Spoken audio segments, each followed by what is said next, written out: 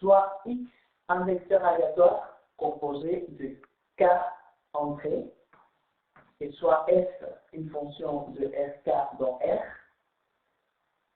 et y égale à f de x, on se pose la question suivante. Laquelle, parmi tous les entrées, serait la plus importante par rapport au résultat final y? Alors, quelle variable, parmi les k variables d'entrée, aurait plus influence sur la valeur finale qui est la valeur de y?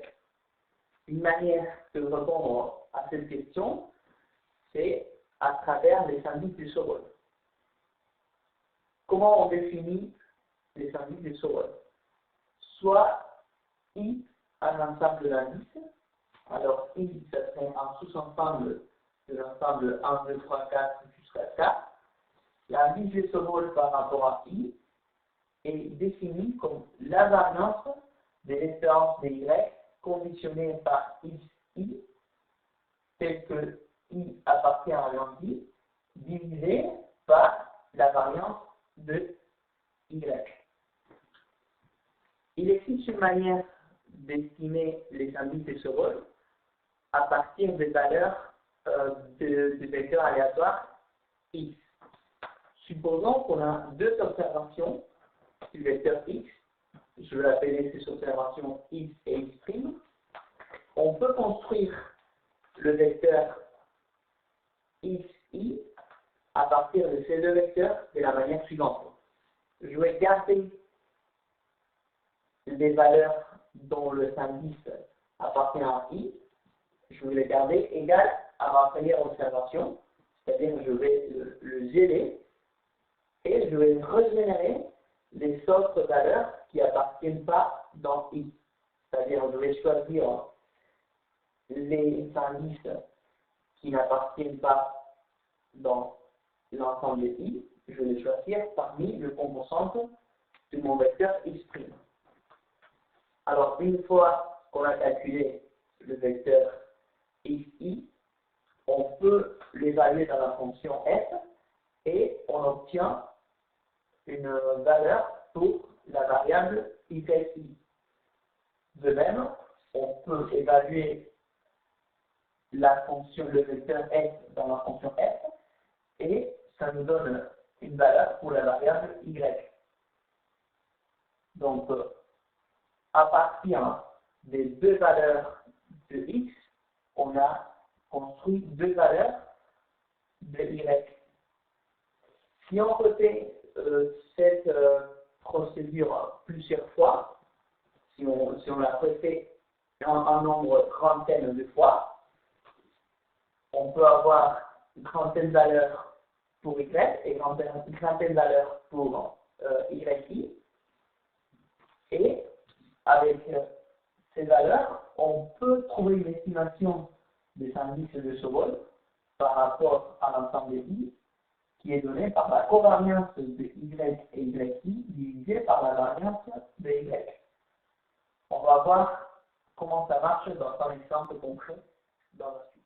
Dans cet exemple, on va voir comment on peut calculer une estimation de l'indice de Sobol en pratique. Alors, on a x égale à x1, x2, x3, donc c'est un vecteur juste de trois composantes. On a y égale à f de x qui est égal à x1 plus x1 fois x2 plus x3. Et il nous intéresse de trouver l'indice de Sobol par rapport à l'indice 1.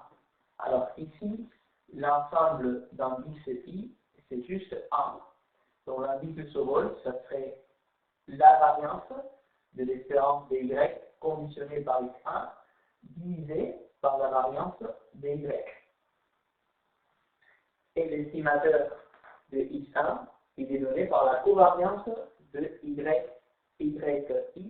divisé par la variance de y. Comment on procède pour calculer cet estimateur en utilisant la méthode de Pittsfield?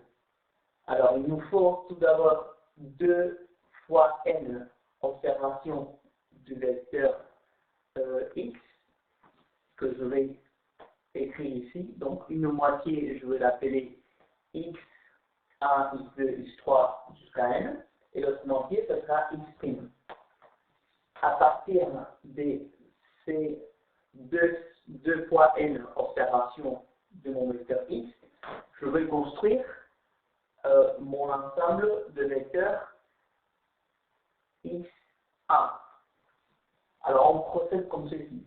Pour le premier, je vais fixer la valeur de x, donc je prends le 1 qui est dans la première observation de x, et les autres, je vais chercher les autres indices dans x'. Donc je prends 1 et 0 dans x'. Ensuite, on continue. Pour la deuxième valeur de x1, je vais faire pareil. On va fixer l'indice 1. Dans ce cas-là, ici, ça correspond à la valeur 0.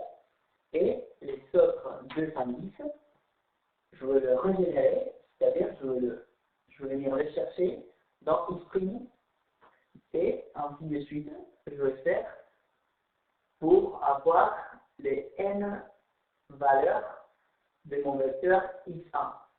À chaque fois, je prends la première composante dans le vecteur x et les deux dernières dans le vecteur x' qui correspond.